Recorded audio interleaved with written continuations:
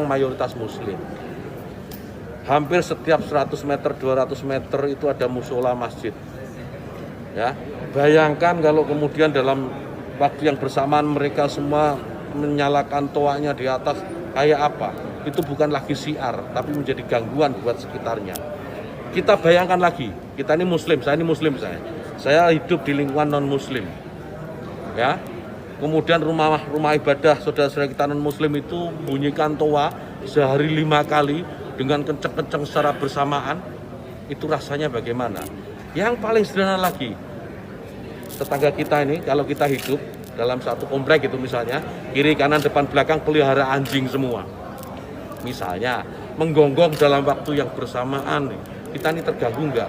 Artinya apa? Bahwa suara-suara ini, apapun suara itu ya, ini harus kita atur supaya tidak menjadi gangguan.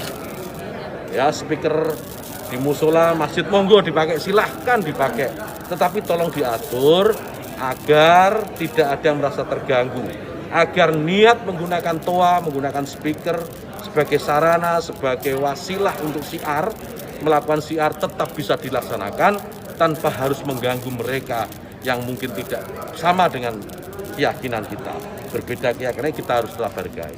Itu saja intinya. Jadi saya kira dukungan juga banyak atas ini, karena di alam bawah sadar kita kan pasti mengakui itu. Kawan-kawan wartawan ini juga pasti merasakan itu, bagaimana kalau suara itu tidak diatur pasti mengganggu. Truk itu kalau banyak di sekitar kita diam di satu tempat, kemudian misalnya ada truk kiri kanan kita, depan belakang kita, mereka nyalakan mesin sama-sama, kita pasti terganggu. Suara-suara yang tidak diatur itu pasti akan menjadi gangguan. Itu ya. Ya kan? Ya. Jadi RT-nya aja atur kan? Nggak perlu Menteri Agama sebetulnya. Jadi kalau akhirnya Menteri Agama mesti atur, itu ada debat panjang di belakang itu. Kenapa harus 100 desibel? Itu berarti kita sekali ya, Bung ya? Rocky ya.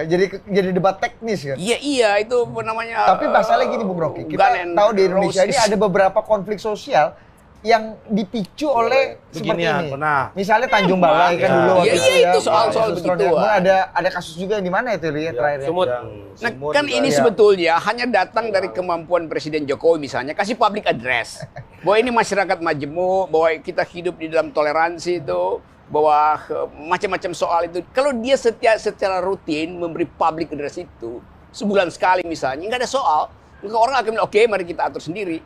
Tapi karena Presiden juga buta huruf terhadap kemajemukan, maka dia nggak bisa nyampe ke situ tuh. Kan itu soalnya selalu itu terlalu keras kial kalau. Enggak, oke, saya kurangin jadi 50 desibel. Saya ulangi ya. Oke, saya ulangi bahwa dia itu buta huruf terhadap kemajemukan. Bukan kata-katanya itu loh. Diksinya itu loh, diksinya. Diksinya itu begitu. Karena sekarang tetap Islamofobi itu diedarkan itu, atau diam-diam diedarkan sebetulnya itu sebagai alat pengendalian masyarakat. Kalau kita yang belajar sampai hermeneutic of suspicion, kita tahu itu tuh. Tapi kalau saya terangin hal yang teknis nanti Nusron dia mesti Google dulu kan. Bukan dia nggak tahu, dia udah lupa tuh pelajaran dasar di FIB itu kan. Padahal dia ahli bahasa sebetulnya. Tapi sekarang dia jadi ahli tafsir Jokowi. Jadi kita anggap aja betul dia tuh. Oh tidak. Aceh Besar tidak ada istilah ikutin perintah itu. Saya tanggung jawab. Kalau ada daerah yang ikutin perintah itu, camat, saya copot camat. Kalau ada kecil ini harus kita kecilin, kecil kita copot, nggak boleh.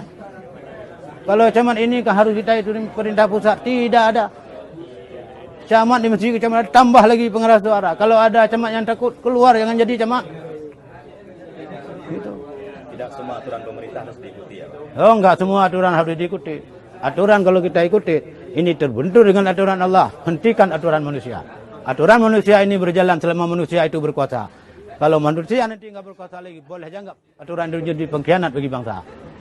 Dari Banda Aceh, R.A. Karamullah, Serambi. Bagaimana pendapat Ustadz apabila dilarang pakai mikrofon azan karena alasan mengganggu? Bunyi azan itu apa? Lafaz Allah kan? Allahu Akbar, Allahu Akbar. Yang terganggu dengan lafaz Allah itu setan. Maka orang yang terganggu mendengar azan, dia mesti diruqyah.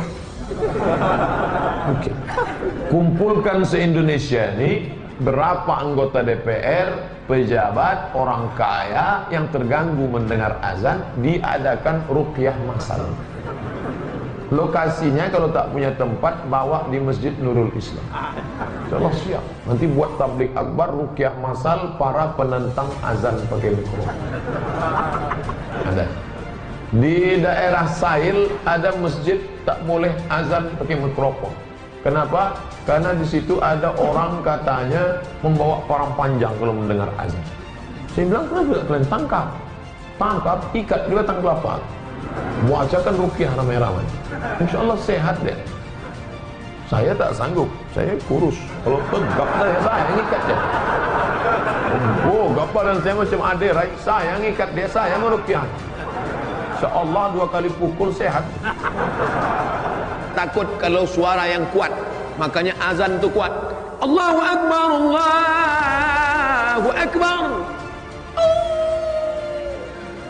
Kenapa kalau azan berkumandang suara anjing melolong? Oh, karena anjing-anjing melihat setan pada kabur. Jadi anjing bisa ngeliat setan, Pak Ustaz? Bisa. Saya pengen ngeliat setan, ganti pakai mata anjing. Oleh sebab itu kita nggak perlu ngeliat setan.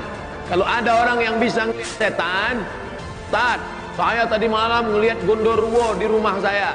Kamu sudah matanya dimasuki setan, mata kamu mesti diruqyah. Tapi yang bisa ngelihat setan, matanya sudah dimasuki setan. Karena hanya sesama setan bisa melihat setan.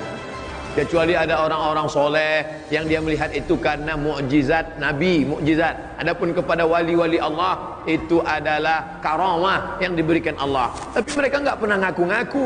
Ini baru sholat 2 hari udah bisa ngelihat setan di belakang. Tadi malam saya pulang pengajian Pak Ustadz, berat sekali. Saya lihat ke belakang, ada sundel bolong numpang 2. Emang dia nggak ada kerja lain mau numpang? Oleh sebab itu jangan hiraukan yang model-model begini. Kita hanya disuruh jaga. Jangan sampai setan mengganggu. Setan, jin, iblis, genderuwo, sundel bolong, suster ngesot, jin dan jun